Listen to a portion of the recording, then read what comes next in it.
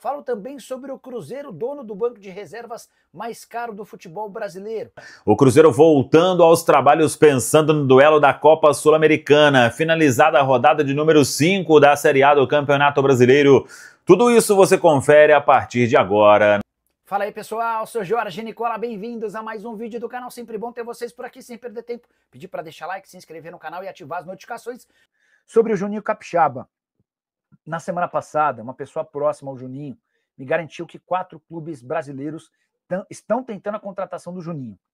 Flamengo, Palmeiras, o Botafogo e o... Não, Flamengo, Palmeiras, Cruzeiro e Atlético. E não é da boca para fora, tá? Depois a pessoa até me mostrou algumas coisas super interessantes. Não podemos mostrar, obviamente, tem toda aquela coisa do sigilo, mas dá para assegurar que existiram conversas. Só que é difícil imaginar que o Juninho Capixaba deixe o Red Bull Bragantino para jogar num rival brasileiro.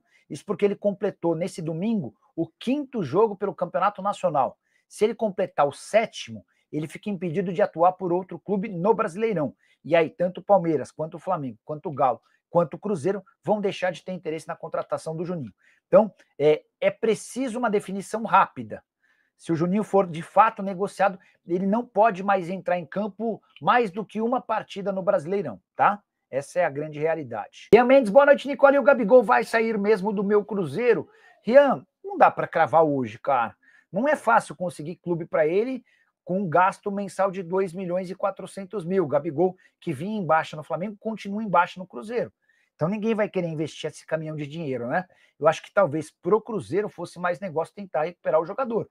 Mas hoje ele parece fora dos projetos ou dos planos do técnico Leonardo Jardim. São 3 jogos consecutivos em que o Gabigol é reserva e em um deles ele nem sequer foi utilizado. Dudu no Cruzeiro foi uma grande enganação, nem a luz a querer ele. Ô Atila, tô para te dizer que o Dudu já entregou mais no Cruzeiro do que o Gabigol. A ida do Dudu para reserva me parece mais estranha e menos justa do que a do Gabigol. As perguntas, dúvidas, sugestões... Gabi sem gol é o Rames do Cruzeiro? Não, Dino, eu acho que não. Eu acho que o Gabigol tem potencial para entregar mais. Bora falar agora sobre o Cruzeiro, que tem o banco de reservas mais caro do futebol brasileiro. É que Gabigol e Dudu viraram reservas recentemente nas 2 últimas partidas da Raposa, por opção do técnico Leonardo Jardim. Para piorar, para eles, o Cruzeiro foi bem no empate contra o São Paulo e muito bem na vitória contra o Bahia. Dessa maneira, dá para imaginar que Dudu e Gabigol vão prosseguir no banco de reservas por pelo menos mais algum tempo. E aí que vem a conta salgada. O Dudu ganha 1 milhão e 600 mil reais por mês. O Gabigol custa 2 milhões e 400 mil reais mensais. Ou seja, os dois juntos saem por 4 milhões de reais mês.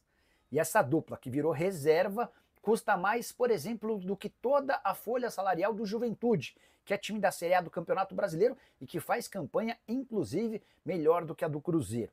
Juventude tem folha salarial de 3 milhões e 200 mil reais. Esse valor inclui todos os jogadores, além da comissão técnica.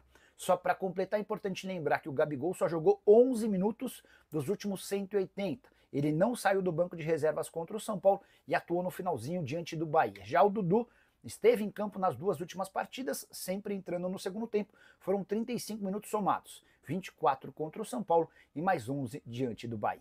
Quero falar agora sobre Pedro Lourenço, dono da SAF do Cruzeiro. Pode estar irritado e chateado com os investimentos na Raposa. Foram mais de 250 milhões de reais com contratações de atletas, um aumento considerável da folha, que saltou de 12 milhões de reais por mês para 20 milhões de reais mensais. Apesar disso, o futebol não engrena.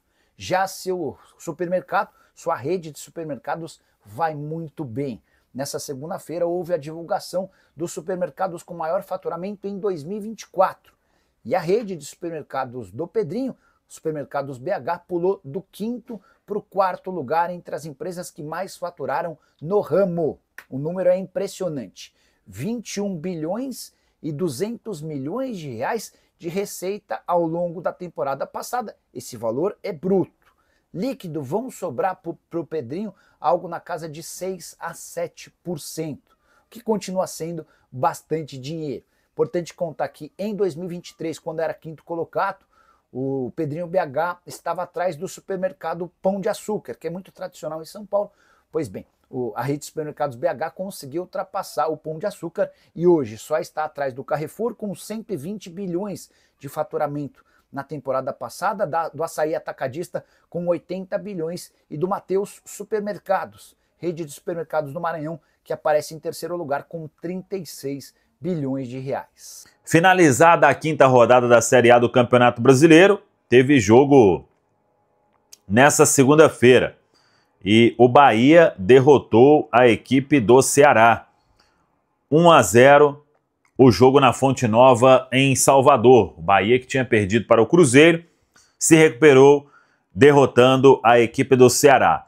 E com isso, o Campeonato Brasileiro tem o Palmeiras na liderança com 13 pontos, o Flamengo é o segundo com 11, Fluminense o terceiro com 10, Red Bull Bragantino o quarto também com 10. Quinto é o Ceará, sexto o Corinthians, todos com 7 pontos, o Corinthians fecha o G6 e o Cruzeiro é o sétimo, também com 7. Tem Vasco em oitavo com 7, Juventude em nono com 7, São Paulo em décimo com 7.